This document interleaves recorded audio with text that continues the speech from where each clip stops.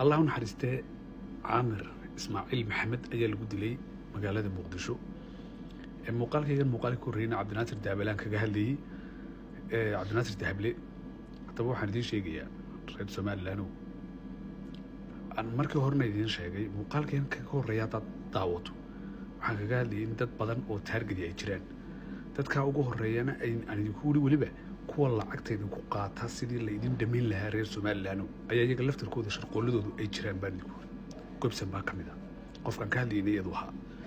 hadalkaygana dad aragto waa arki doontaa xildhibaanada qaarkood gabadha oo lacag ku qaatay dadka badan goobsan waa qofka u xil saaran reer Soomaaliland oo dhan inay mid uga saartay magaalada Muqdisho ay geyso halka diidna lagu wada aaso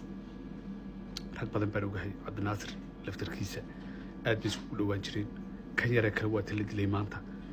kuwa kale oo ay u tashkiilisaa jiraan oo ay sii wado muuqaalkan kii ku horeeya dad fiirsato hadda daawatay markaygan ka horeeya waad arki doontaa marka waxaan idiin sheegayaa horta landrisku dhulkiinu ha idin deeqo dadka kale ee targetkii la rabo in la dilo iyada iyo waxa kamid ah Cabdi Ismaaciil Samatar professorka qoraalo la ii soo diray baan wallahi hayaa